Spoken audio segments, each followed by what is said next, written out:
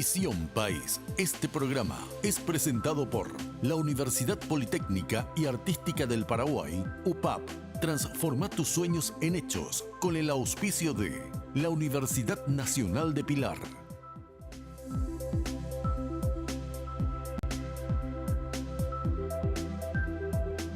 Bienvenidos a Visión País, buenas noches, agradecemos su preferencia.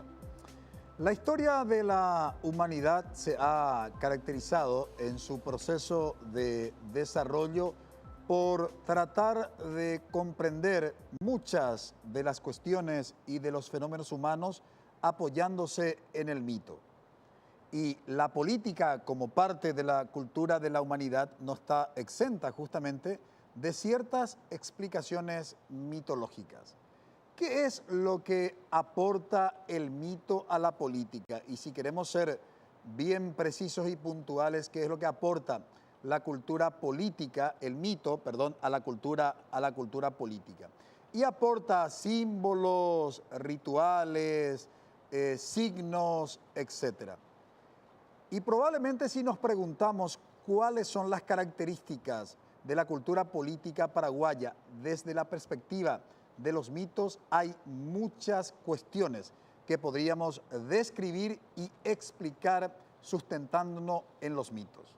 Desde el color que identifica a los partidos políticos, pasando por la música de los partidos, tanto de la ANR, Partido Colorado, como del Partido Liberal Radical Auténtico, además del modo de hacer política, del lenguaje que utilizan los líderes políticos que pertenecen a estas agrupaciones, evidentemente pueden ser más bien explicadas probablemente desde los mitos que desde criterios que aportan las ciencias políticas en nuestro país. Por eso hoy queremos hablar en Visión País de las elecciones municipales en Ciudad del Este y nos interrogamos, nos preguntamos, ¿fin de los partidos políticos tradicionales? ¿Ha comenzado el electorado paraguayo a despojarse de ciertos mitos? ¿Cómo entender lo que sucedió en Ciudad del Este? Es la pregunta que nos formulamos y queremos focalizar nuestra mirada, nuestro análisis durante el desarrollo de nuestro programa. Nos acompaña hoy para el análisis la doctora Nani Arrúa, senadora nacional por el partido Patria Querida. Muchas gracias a usted, Francisco, por la invitación y para mí siempre es un gusto poder compartir las experiencias vividas con la gente. También nos acompaña para este análisis el licenciado Isaac Almirón, él es politólogo. Muy buenas noches, licenciado, y gracias por aceptar la invitación. Muy buenas noches a ustedes y gracias a ustedes por la invitación. Y bueno, queremos hacer un análisis que podamos sacar por lo menos unas pequeñas conclusiones de lo que pasó en Ciudad del Este. Eso esperamos, aportar alguna idea para tratar de comprender lo que aconteció en esas elecciones municipales. Saludamos a nuestros panelistas. Bienvenida, Karina. Buenas noches, Francisco, a los invitados, Juan Pablo y a la audiencia. Buenas noches, Juan Pablo. Francisco, buenas noches a nuestros invitados, a Karina también y a nuestra teleaudiencia que nos sigue domingo a domingo. Queremos comprender, o por lo menos haremos el intento por comprender. No es el primer fenómeno político donde la ciudadanía decide por un candidato que no proviene de los partidos políticos tradicionales. El caso de las elecciones municipales del pasado fin de semana en Ciudad del Este. Hay que recordar que en 1991, caída la dictadura, 2 años después, decide la ciudadanía paraguaya, justamente en el contexto de unas elecciones municipales, elegir a Carlos Filisola como el primer intendente electo del distrito de Asunción. Y si queremos a lo mejor remontarnos a las últimas elecciones municipales, el caso del distrito de Encarnación no es tampoco un dato menor, que finalmente eligió la ciudadanía encarnacena a un intendente que tampoco provino de los partidos políticos tradicionales. Pero este fenómeno particularmente de Ciudad del Este, ¿hay algo que de alguna manera diferenciaría de lo que hemos mencionado, caso Asunción, caso Encarnación? ¿Cómo entender? ¿Cuál es la lectura correcta que debemos, en este caso, aplicar? De eso estaremos hablando durante el desarrollo de nuestro programa. Brevísima pausa. Esperamos que nos acompañen.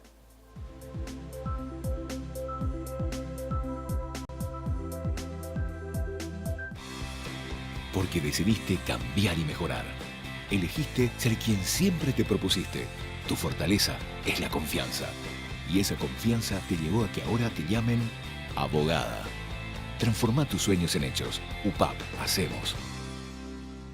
Dedicación, excelencia, innovación, investigación, profesionalismo, solidaridad. Son virtudes que el país demanda y hay personas como vos y yo que las estamos alcanzando. El desafío no es fácil, hay muchos obstáculos, pero siempre están las herramientas y la ayuda necesaria. No estamos solos en esta carrera, tenemos la fuerza, la capacidad y el corazón. Y porque amamos lo que hacemos, queremos ser los mejores para ofrecer lo mejor.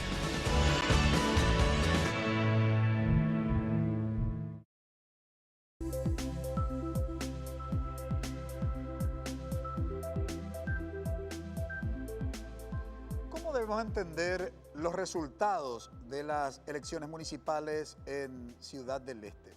Porque cuando cotejamos los resultados de las internas de los partidos políticos para definir la candidatura y confrontado eso con los resultados de las elecciones municipales, obviamente hay cuestiones ahí que no terminamos de comprender.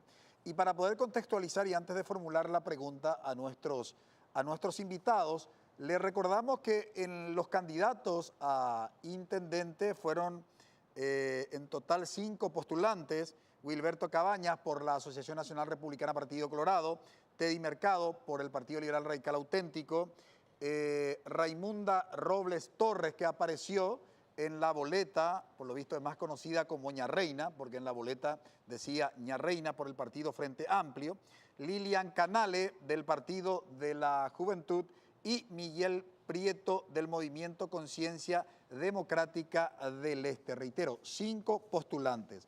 Los resultados del cómputo definitivo que dio a conocer el Tribunal Superior de Justicia Electoral: la ANR obtuvo 32.285 votos, el PLRA 10.993, el Partido Frente Amplio 116, el Partido de la Juventud 172 y el Movimiento Conciencia Democrática del Este 36.737 votos, siendo por supuesto el ganador de la contienda electoral el candidato por el Movimiento Conciencia Democrática del Este. Estamos hablando hoy del intendente electo proclamado y en funciones, Miguel Prieto. Están con nosotros justamente la senadora nacional Nani Arrúa, que fue, no sé si es literal y ella nos va a explicar, pero fue una de las que lideró justamente la campaña del Movimiento Conciencia Democrática del Este. No sé si fue la jefa de campaña. Jefa de campaña. Jefa de campaña. Ah, qué lujo tenerla entonces hoy, senadora. Una primera lectura: ¿cómo entender que la ciudadanía esteña haya optado, digamos, por la figura de una persona que no proviene de los partidos políticos tradicionales? Porque la ciudad estuvo castigada por los partidos políticos tradicionales, por los políticos tradicionales que utilizan el clientelismo y la prebenda como herramientas, la extorsión, la presión, que son las herramientas con las que ellos se mantuvieron en el poder durante 17 años. Y no hablo yo solamente de Javier Zacarías, que era de la ANR, porque Javier Zacarías en realidad tenía como cómplices o como digamos, como ayudantes en este saqueo municipal a personas de diferentes partidos políticos. Él pasó varias presidencias y si bien dejó la municipalidad, asumió su esposa en realidad nunca dejó de ser quien mandaba por detrás, ¿verdad? Y todos los acólitos del clan, como le llamábamos ya nosotros, eran quienes manejaban la ciudad, utilizando los recursos municipales como si fueran propios, literal.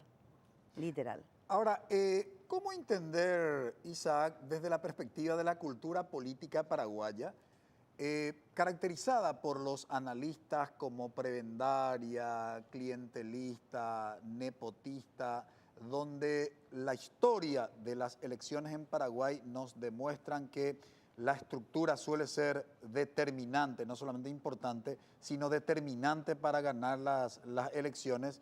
Y en este caso particular de Ciudad del Este fue contra todo tipo de pronósticos. Bueno, obviamente hay una estructura que se movilizó. Los partidos, no quiere decir que por no ser un partido tradicional no tenga una estructura política, ¿verdad?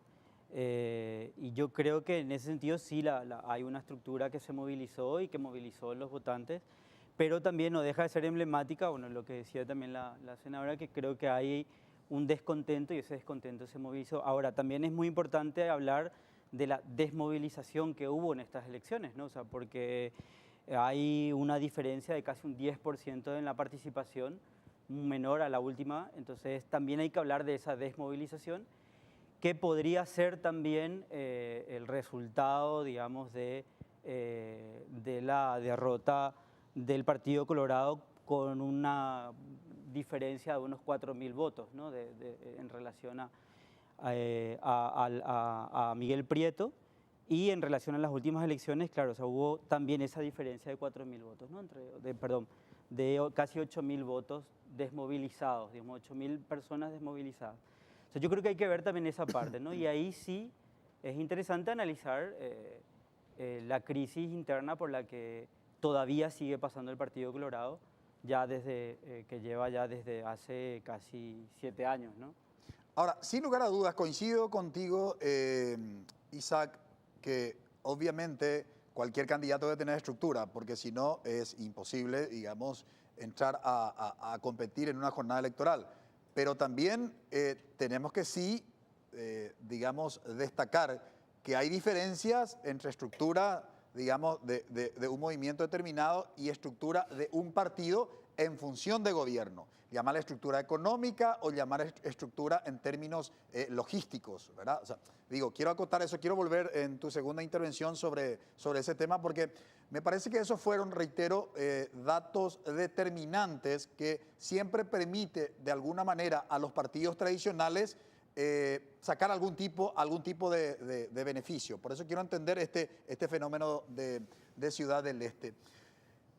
Senadora, incluso los analistas utilizaron el concepto de clan, el clan Zacarías, como presentando bajo un paraguas o bajo un término de feudalismo, como que eran invencibles digamos, en Ciudad del Este.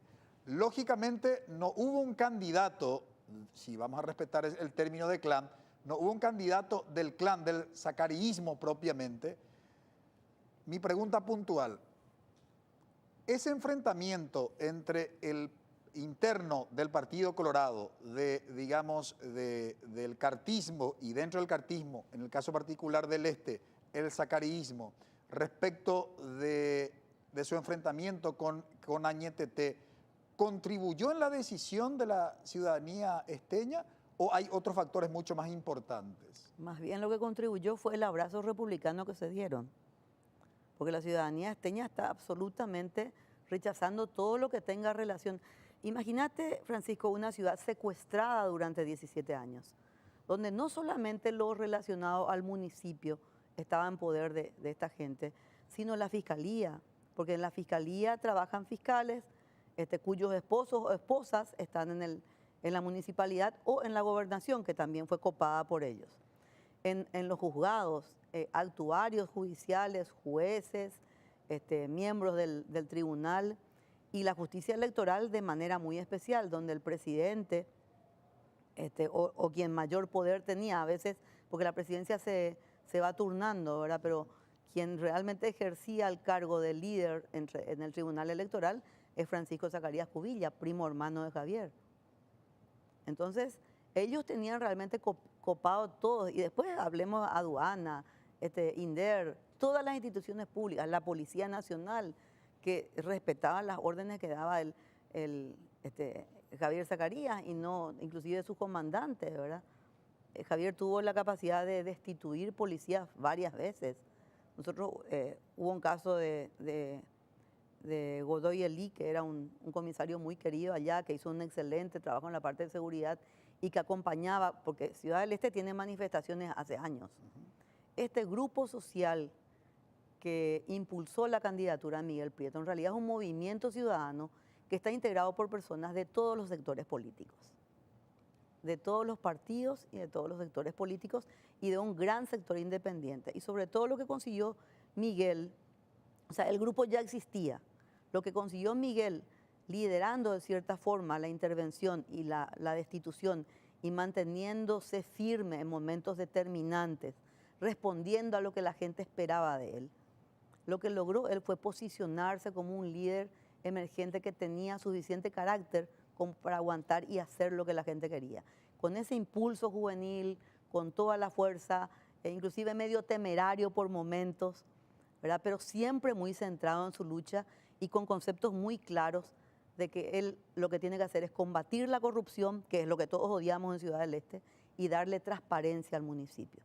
Con ese discurso de transparencia y corrupción cero, Miguel se metió a la gente en el bolsillo y dando un testimonio de vida, porque él tiene una vida muy interesante, a pesar de que cumplió 30 años ahora, ¿verdad? Pero él ya en época de facultad hizo actividades sociales, una organización que se llama Dale una mano a tu ciudad, que reciclaban cubiertas, hacían tachos de basura, parques infantiles, otra llamada, creo que Todo por una Sonrisa, hacían comedores infantiles en los asentamientos, ellos cocinaban, ellos llevaban los medios. O sea, es alguien que siempre hizo trabajo social, que de repente en la facultad fue electo presidente del Centro de Estudiantes de Derecho, después fue presidente de la Federación de Estudiantes Universitarios, después otra vez presidente de Derecho, fundó su propio movimiento, el MIRE. Con ese movimiento MIRE derrocó a los que representaban al zacarísmo dentro de la UNE.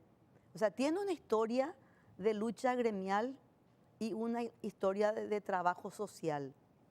Entonces, es conocido en los asentamientos, es conocido en los sectores más vulnerables de la sociedad, es conocido en el microcentro porque sus padres son comerciantes y se hicieron en el microcentro. Él trabajó inclusive como vendedor ambulante cuando era más chico, de las mercaderías de su papá, ¿verdad?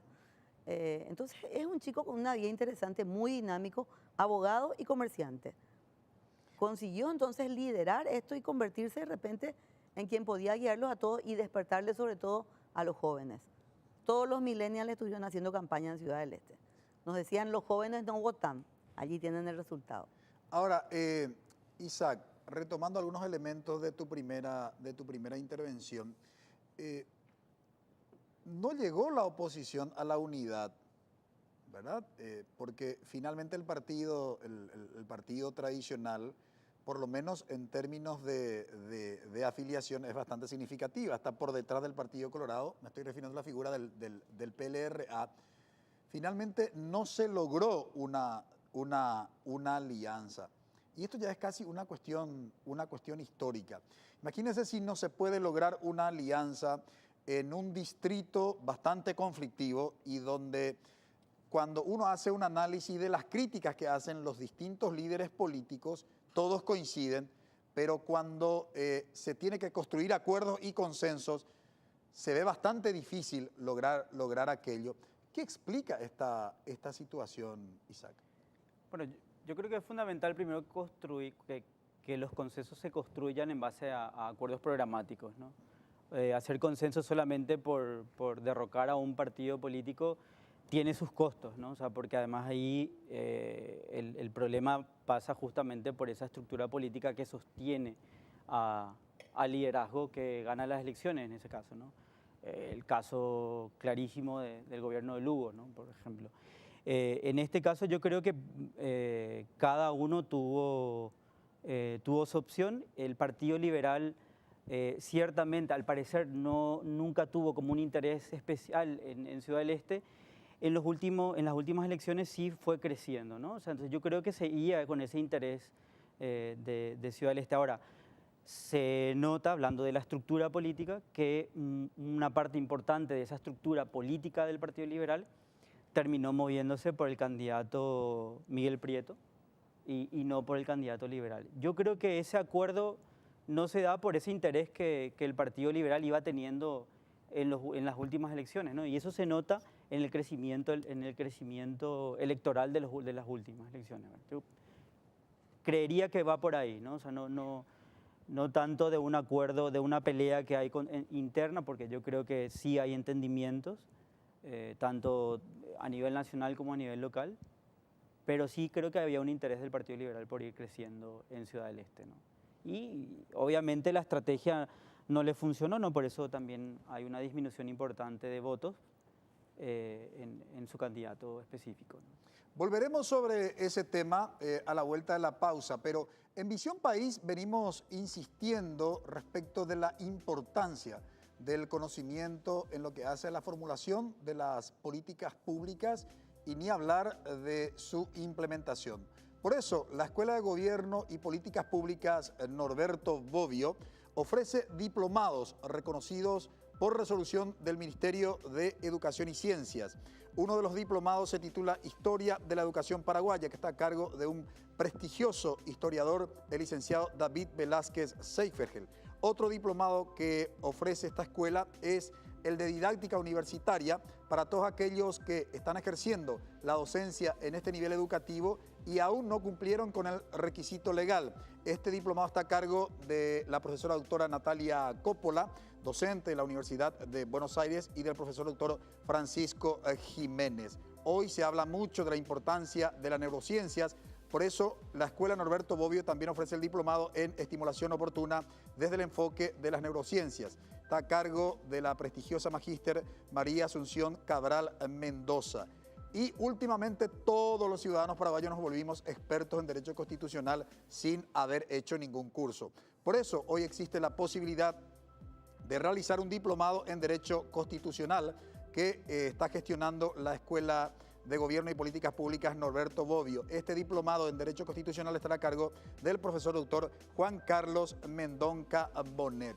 Y un tema aún pendiente en nuestro país es el de la reforma universitaria. Por eso es una oportunidad este diplomado en política educativa y legislación de la educación superior, que está a cargo del profesor doctor Juan Carlos Mendonca Bonet y el profesor doctor Francisco Jiménez. Brevísima pausa, a la vuelta comenzamos a ver qué explican los números. 40% de participación en las elecciones municipales de Ciudad del Este. El candidato del Partido Colorado obtuvo menos votos que la sumatoria de todos los candidatos en las internas de ese partido. ¿Cómo se entiende aquello? Brevísima pausa.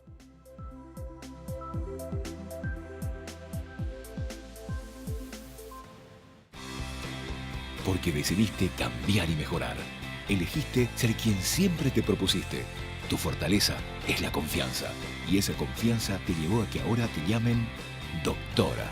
Transforma tus sueños en hechos. UPAP. Hacemos. Porque decidiste cambiar y mejorar. Elegiste ser quien siempre te propusiste. Tu fortaleza es la confianza. Y esa confianza te llevó a que ahora te llamen ingeniero. Transforma tus sueños en hechos. UPAP. Hacemos.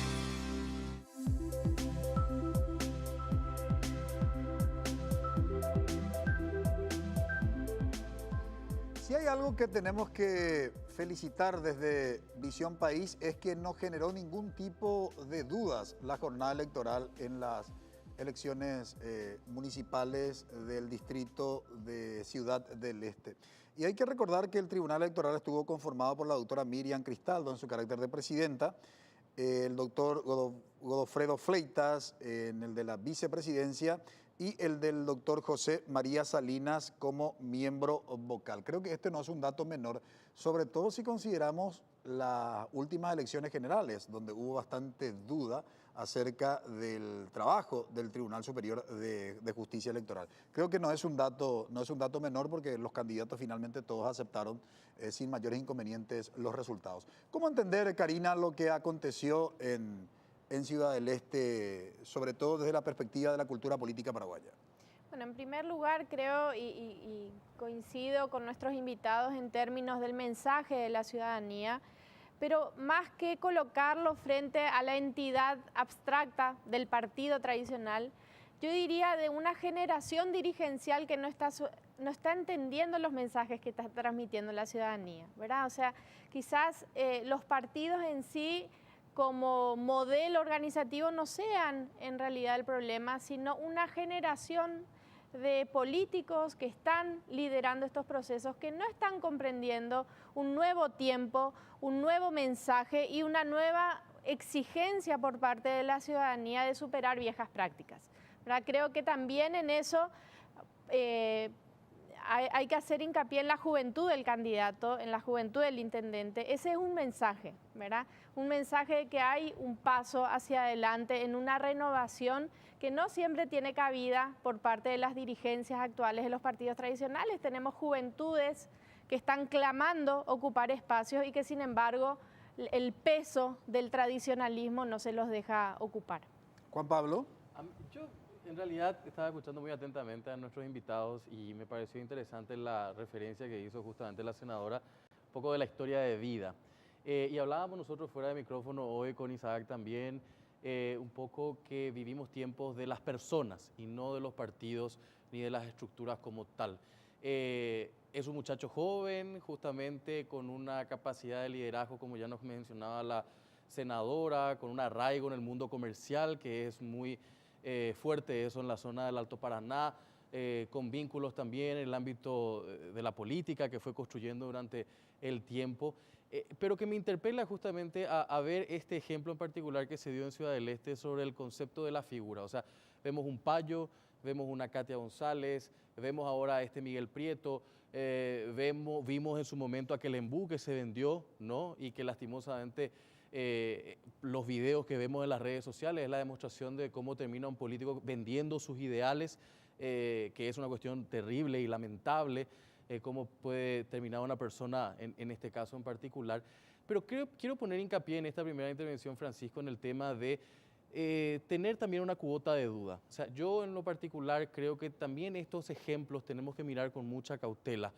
Y entiéndaseme bien cuando digo esto desde el punto de vista que no sean satélites que empiezan a distorsionar el concepto. O sea, que sean ejemplos que destruyan los partidos tradicionales, pero con una lógica que en realidad el ciudadano común no entiende, pero que es para distorsionar un poco el esquema de juego de la política como tenemos actualmente. O sea, creo que también hay que mirar los días, cómo se vienen, cómo se va a actuar, si mantiene justamente su conducta en particular, o si nos tomamos con sorpresa de que, bueno, hay sectores fácticos que de repente puedan estar detrás de estos personajes, ¿no?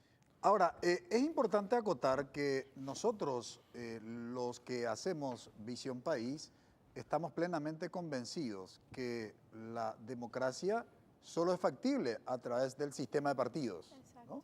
Yo creo que esto es importante. Si hacemos una crítica es en el modo de hacer política de los partidos políticos tradicionales. Por eso nos preguntamos hoy si es el fin de ese modo de hacer política los partidos tradicionales. No estamos bajo ningún punto de vista aquí proclamando el fin de los partidos políticos, por lo menos tal cual hoy como está diseñada la democracia liberal, solo puede funcionar la democracia, reitero, dentro del sistema de partidos. Ahora, ¿cómo entender cuando comparamos los números entre las internas que definen, los candidatos y el cómputo final el día de la elección del candidato a intendente?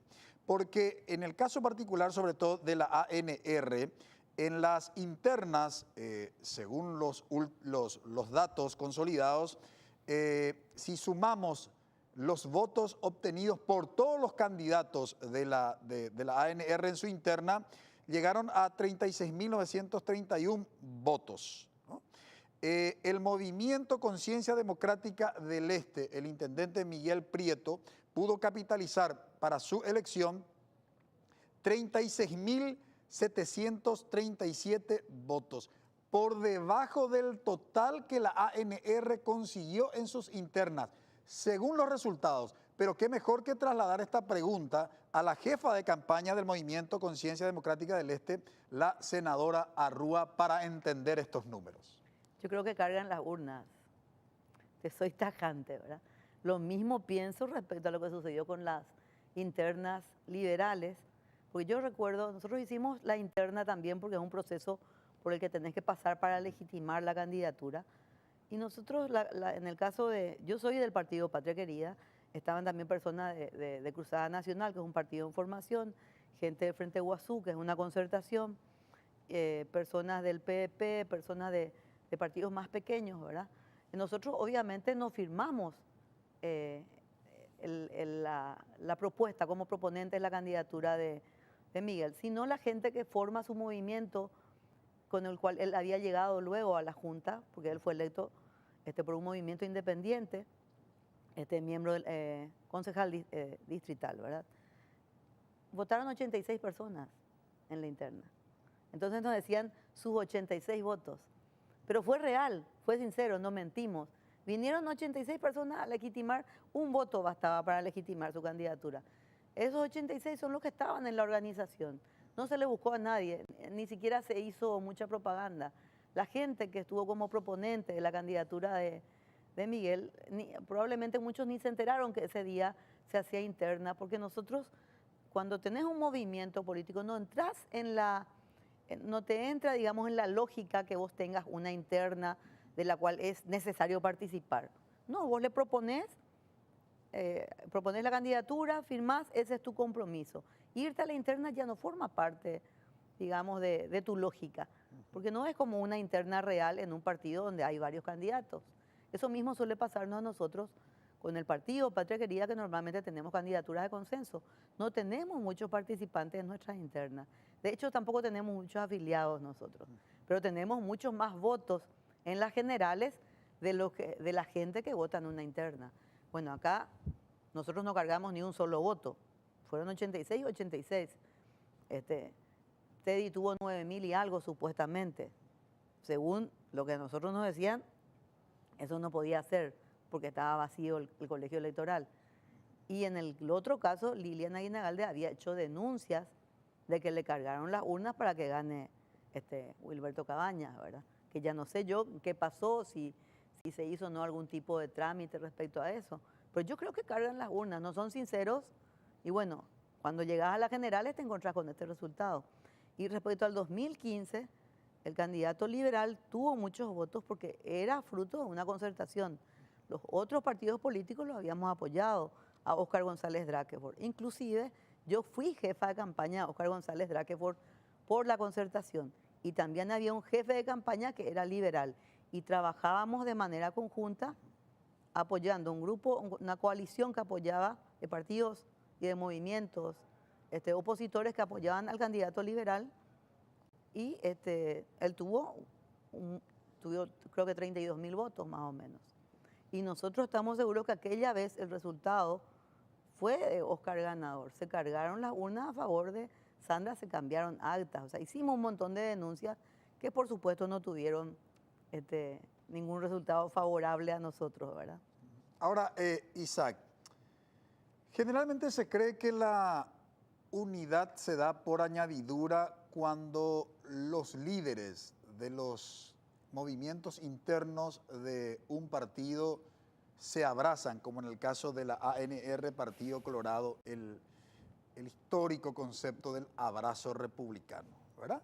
Cuando se da ese abrazo entre el movimiento Añeteté y el cartismo en el este, casi hubo una ingenuidad pensando que todos los que, digamos, de alguna manera se identificaban con el cartismo o sacariismo, si queremos ser más precisos, iban a, de manera automática, votar por el candidato de la ANR. Sin embargo, eso no se reflejó el día de la jornada electoral.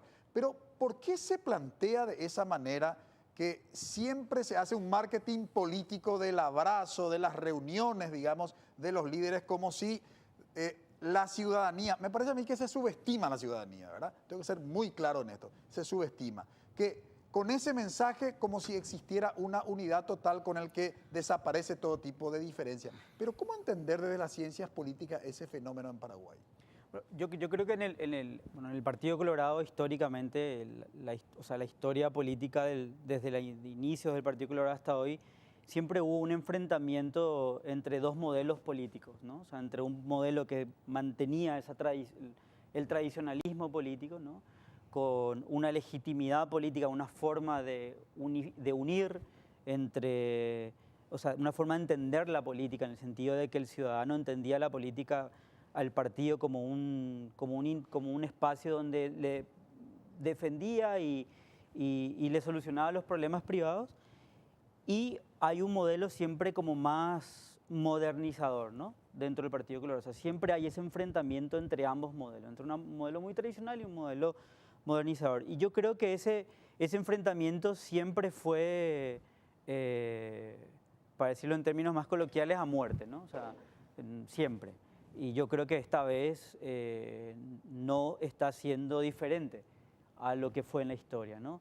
Tanto a nivel nacional como en este caso a nivel local. O sea, se demuestra de que hay un enfrentamiento muy grande entre dos modelos de hacer política, ya sea, no estamos hablando de si uno es más prebendario que el otro, no, pero sí dos modelos de comprender la política, que es el cartismo y por otra parte también el modelo más tradicional.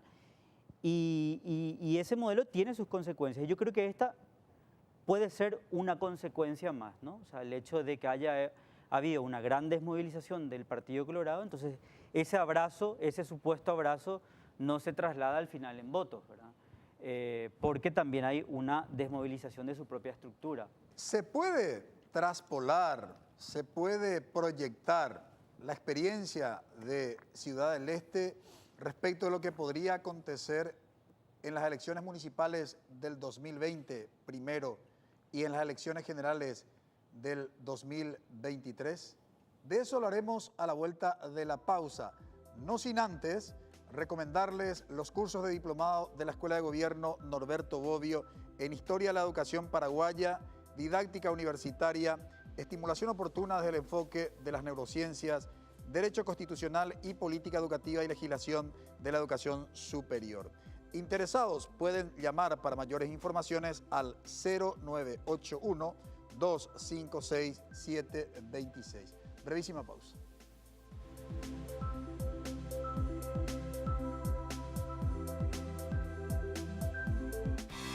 Porque decidiste cambiar y mejorar.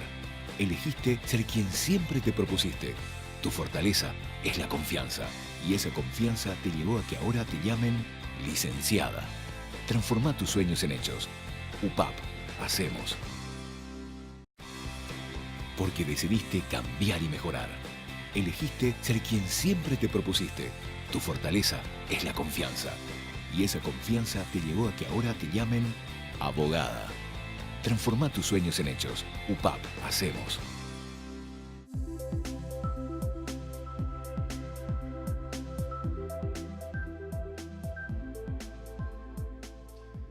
La gran pregunta que nos formulamos los que por lo menos pudimos ver las elecciones municipales de Ciudad del Este el fin de semana pasado desde bastante lejos, porque somos de Asunción, quisiéramos saber por qué no hubo ninguna denuncia, ninguna duda respecto de los resultados de esas elecciones. Y trasladamos la pregunta a la jefa de campaña del candidato ganador, senadora.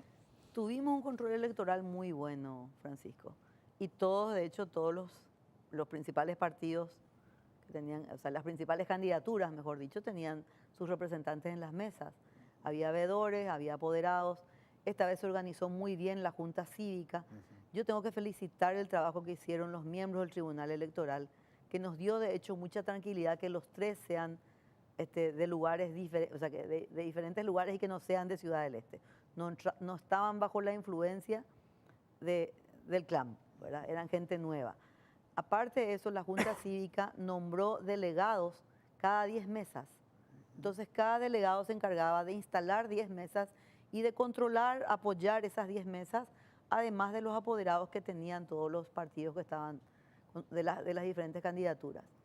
Y para el momento del escrutinio, nosotros convocamos a chicos que todavía no tenían edad de votar y amigos de las ciudades vecinas, de Hernandarias, Minga, Franco, que son también personas que tienen sus intereses en Ciudad del Este porque trabajan en Ciudad del Este, son amigos de Miguel, amigos de los chicos, amigos y personas de nuestros partidos también, de esas ciudades.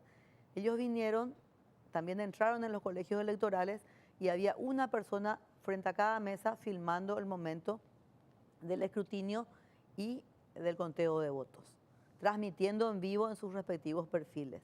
¿Qué pensábamos hacer con eso? Si había alguna duda sobre el resultado del acta, nosotros íbamos a utilizar eso como prueba, porque iba a ser una filmación en vivo que no te pueden decir que es un video que puede estar trucado o lo que sea. Cuando vos levantabas las redes, vos no podés tocar eso. Y por otra parte, también quedó muy clara la indicación que dieron desde la justicia electoral, que eso ya vino del TCJE, de que debían entregarse los sobres cerrados a la gente de la Junta Cívica, que es algo que en Ciudad del Este nunca conseguíamos hacer y que inclusive esta vez en los colegios más alejados quisieron otra vez los apoderados de la ANR que queden los sobres abiertos. ¿Qué es lo que pasa cuando dejas el sobre abierto? Puede adulterarse el resultado del sobre. Ellos tienen la facilidad de tener otro sobre y otro expediente, mejor dicho, que pone la cantidad que quiera en votos e introduce adentro. Nosotros llegamos a hacer ese tipo de denuncias en elecciones anteriores. Nunca tuvimos éxito, ¿verdad? Nunca fuimos escuchados. De hecho, esos incidentes te dicen ellos que son extemporáneos cuando lo planteas en el momento del juzgamiento de las actas. Te dicen que tiene que ser hecho durante el acto eleccionario. Pero ¿cómo vas a hacerlo durante el acto eleccionario si vos cuando cerrás tu acta está todo bien y si ese cambio se da de ida a la justicia electoral? Pero esta vez todos los sobres se entregaron lacrados, firmados por los mesarios y teníamos delegados suficientes que acompañaron esos sobres cerrados hasta la justicia electoral e inmediatamente se inició el TREP. Y el TREP en menos de una hora teníamos el resultado. El TREP salió antes del tiempo legal que tienen las bocas de urna para dar sus resultados, porque la boca de urna tiene la obligación de esperar una hora después que se cierran los colegios electorales para poder dar el resultado de su boca de urna. No, ya no dieron el resultado de ellos porque ya teníamos el resultado del TREP. Era una sola candidatura, entonces fue mucho más rápido. Ahora, Isaac, se habla de una estimación de 40% en las elecciones municipales de Ciudad del Este. Y esto me hace recordar de aquellas encuestas que se hicieron en las elecciones municipales últimas del distrito de Asunción, que algunos analistas sostenían que si se llegaba a una participación por encima del 50%, había bastantes probabilidades que, digamos, un candidato como Mario Ferreiro pudiera llegar a la intendencia, pero se requería de, digamos, de una participación por encima de la mitad de los electores habilitados.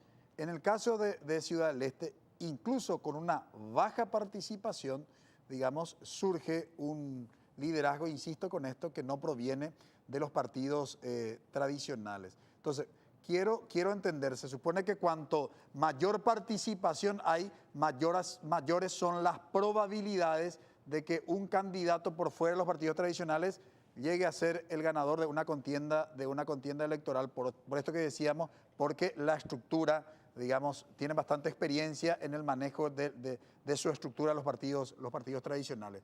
Pero quiero entender lo de Ciudad del Este. Baja participación, igualmente, digamos, un candidato como Miguel Prieto llega a la intendencia de la municipalidad de Ciudad del Este. Bueno, es cierto que en muchas de las elecciones en otros países, mayor participación significó también un mayor votos, digamos, hacia los sectores progresistas, por decirlo de una forma. Pero la literatura política no está muy de acuerdo con eso, ¿no? O sea, no siempre ocurre eso, no siempre ocurre que cuanto mayor participación haya, digamos, una ruptura con el sistema tradicional. Y en este caso con nuestro sistema de partidos, ¿no? O con los partidos tradicionales, para ser más claros. Yo creo que en ese sentido, vuelvo a repetir, yo según los datos, ¿no? O sea, yo me muevo según a los datos.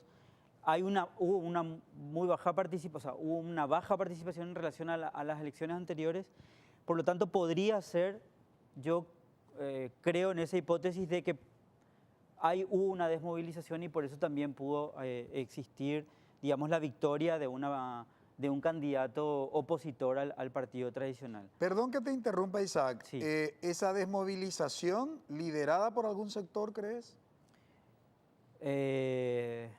No me animaría a afirmar algo así, pero los datos hablan por sí solos, ¿no? Digamos, en el sentido de que hay una baja participación en relación a las elecciones anteriores y también hay un bajo resultado con relación a las elecciones anteriores, ¿no?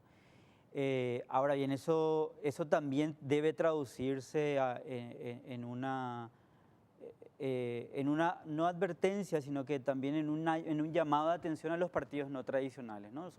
A los partidos que hoy se encuentran, digamos, apoyando la candidatura, ¿no? Son más de 36.000 votos, más de 36.000 personas que están descontentas con ese sistema político, con ese sistema de partido hegemónico que existía en Ciudad del Este, pero que no quiere decir que que apoyen directamente a las prácticas de los partidos que que forman parte, digamos, de esta coalición que llevó a Miguel Prieto, porque al final, así como vos decías, la cultura política en este país es la misma en todos los partidos, lastimosamente, ¿no? O sea, no cambia mucho la dinámica interna de los partidos, o sea, la democracia interna, el sistema de prebenda que existe, o sea, eso se replica no solamente en los partidos tradicionales. Entonces yo creo que ahí sí creo que hay una llamada de atención, ¿no? O sea, que yo creo que los partidos deberían de asumir eso y eso sí sería un buen resultado de estas elecciones, aparte de que realmente ganó el candidato opositor, digamos, a lo que siempre existió en Ciudad del Este. Ahora, quiero poner en perspectiva para los panelistas. No tenemos que desmeritar, sin lugar a dudas, el liderazgo del intendente electo y proclamado y en funciones, Miguel Prieto. Es decir, su liderazgo como líder político, digamos, ¿verdad? Más allá de las variables que eventualmente podríamos incorporar en nuestro análisis. Ahora bien, ¿se podría pensar la experiencia de Ciudad del Este del domingo pasado ya en el escenario de las elecciones municipales del 2020 e incluso las elecciones generales del 2023, Karina? Bueno, yo creo que el gran mensaje tiene que ver con ese mensaje de unidad y de reencuentro de diferentes fuerzas, ¿verdad? Creo que lo que vos decías para mí es fundamental, Francisco, en términos de cuando las cúpulas hacen el abrazo y desconocen que el resto del cuerpo está ya posicionado en otra perspectiva. O sea, independientemente al abrazo azul, abrazo rojo o abrazo del color que sea, si la ciudadanía o las bases ya toman una postura, ahí es donde la dirigencia tiene que tener la suficiente madurez de escuchar y entender que no hay abrazo que valga si ya hay una posición tomada a nivel de las bases, ¿verdad? Entonces creo que en perspectiva ese es el gran mensaje, o sea, el gran mensaje que hay acá es independientemente a la chapa, al color, al partido, se apuesta a una figura que aglutine, se apuesta a una figura que traiga un nuevo canto de esperanza para la comunidad. O sea, la gente no tiene garantías de cómo va a ser el gobierno, pero tiene garantías de lo que ya no quiere. Y en ese sentido creo que el gran mensaje que o por lo menos deberíamos asumir como sociedad para las siguientes elecciones, es ese llamado a la unidad, ya no más ese fanatismo por uno u otro, porque eso evidentemente fue superado y la gente toma la decisión en el último minuto por aquel que más le llegó, que tiene carisma, que tiene liderazgo y que tiene algo que me parece interesante rescatar, que es coherencia. La gente va evaluando y una posición que se sostiene es una posición que se valora.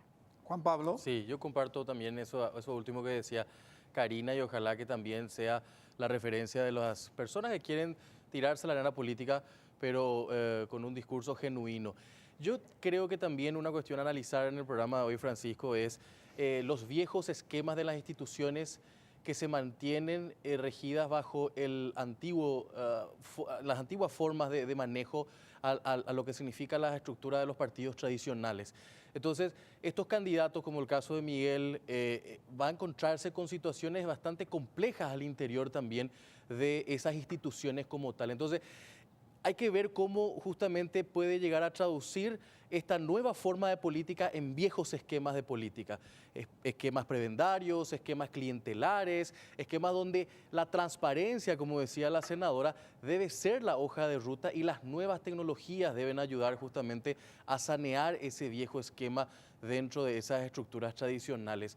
Otra cuestión que me parece importante también, mirando un poco ya hacia lo que significa el 2020, seamos cautelosos también de una agenda que vienen los partidos tradicionales utilizando en las últimas elecciones. Creo que es un tema de análisis y de estudio también como cientista político de Isaac y hay algunos colegas, la cuestión de los outsiders y cómo los partidos tradicionales utilizan esas figuras donde el carisma, donde la capacidad de un discurso innovador aglutina en cierta manera a un grupo de gente que le ayuda a ganar votos en los partidos tradicionales, no sea esa ficha en la cual la ciudadanía termine siendo embaucada también por los partidos tradicionales. Veamos el trasfondo y veamos también la hoja y la vida política de los candidatos que en algún momento quieren llegar a ocupar algún lugar de decisión, Francisco. Me queda un minuto así, literal, pero me gustaría una reflexión final de ambos invitados. Senadora Rúa, ¿cómo podría capitalizarse a nivel nacional la experiencia de las elecciones de Ciudad del Este el domingo pasado? Yo quiero agregar al contenido de ambos panelistas, ¿Cómo no? ¿verdad? Una cuestión. Hay que respetar a la ciudadanía y a las ciudades. Cada ciudad tiene sus líderes, tiene sus costumbres, tiene su historia, tiene los sufrimientos que marcaron, trae sus arrugas, ¿verdad? Trae sus heridas. En este caso se pretendió en ambos partidos tradicionales imponer candidaturas. Inclusive llegó un momento en que Teddy, aparentemente que es el candidato liberal, podía estar con nosotros, pero aparentemente le bajaron línea para que no fuera así. Entonces no había manera, ellos solamente podían pensar en unirse para que la oposición vaya unida de manera que tengamos mayor tranquilidad si era bajo la candidatura de Teddy por la supuesta estructura que el Partido Liberal nos brindaba. Cosa que yo sé muy bien que no es real, porque yo conozco cómo se maneja, porque ya trabajé con ellos, no en una campaña, en muchas campañas. Y somos todos amigos, nos conocemos todos. Venimos todos de la misma lucha y nos dividimos en este momento. Y llevamos nosotros la mayor parte de la torta, porque la mayor parte de los luchadores sociales de la calle, los que estuvimos, estábamos apoyando la candidatura de Miguel. Entonces lo lógico era que Teddy venga con nosotros. No era lo contrario, no podemos nosotros decirle a la gente, no, nosotros somos los partidos grandes, somos el partido centenario, tienen que votarle a mi candidato. No existe eso en Ciudad del Este. Tenemos que aprender a respetarle a los ciudadanos y entender que desde la capital no se puede andar manejando títeres en el interior. No funciona ya así esta ciudadanía. Estamos maduros, por lo menos en Ciudad del Este existe una madurez cívica distinta que yo creo que ahora ellos sí van a creer que es real. Porque esto yo le decía a mis colegas en el Senado y te juro que despertaba risas. Sin embargo, hoy todos reconocen que esto era así, no me creían este resultado. Yo siempre supe que íbamos a ganar. Bien, Isaac, unas reflexiones finales. Bueno, yo creo que esto tiene que animar a que, como hablabas anteriormente o hablábamos detrás en off, digamos, hablábamos de la Constitución, del derecho constitucional, tiene que animar a los partidos a cumplir su rol constitucional, ¿no? O sea, los partidos que no son tradicionales especialmente, a cumplir ese rol de educación cívica, a formar las estructuras políticas que realmente respondan, que sepan gobernar, que sepan administrar, porque o si no, este tipo de liderazgos se va a ver vacío, ¿no? O sea, no va a tener una capacidad de gobernar, pero también no va a tener una estructura política que le sostenga, que es fundamental, sea el partido tradicional o sea un partido no tradicional, ¿no? O sea, eso es fundamental y yo creo que eso tendrían que asumir todos los partidos que no están hoy, que están hoy impulsaron la candidatura y que hoy, bueno, están acompañando a Miguel Prieto en la intendencia. Bien, se me fue el tiempo. Muchísimas gracias, senadora, por colaborar con nosotros en el análisis. Gracias. Muchas gracias, es un placer. licenciado Almirón. Gracias. Gracias también a los panelistas, a Karina, a Juan Pablo. Brevísima pausa. A la vuelta presentamos nuestra conclusión.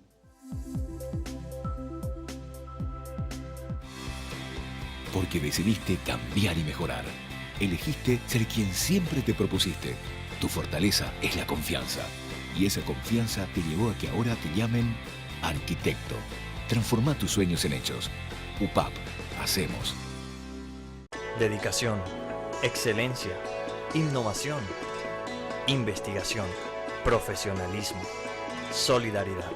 Son virtudes que el país demanda y hay personas como vos y yo que las estamos alcanzando.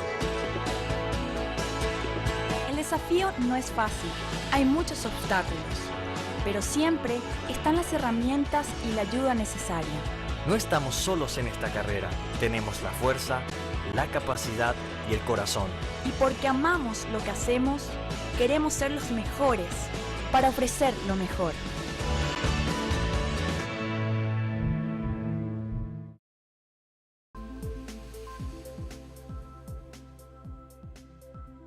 Las elecciones municipales del distrito de Ciudad del Este nos ha dejado un gran aprendizaje.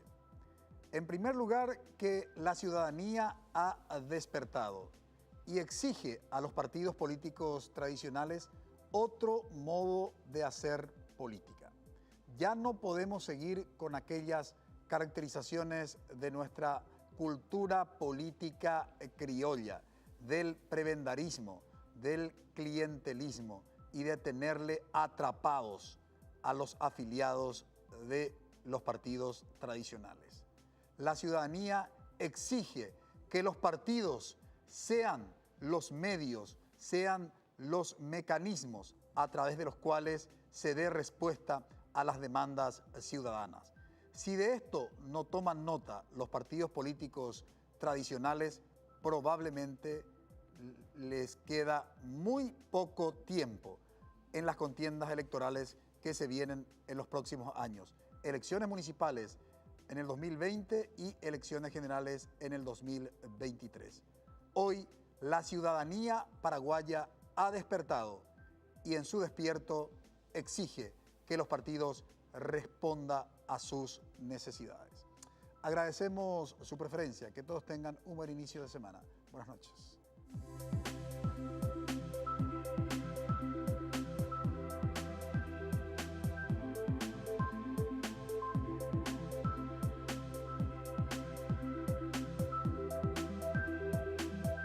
Visión País.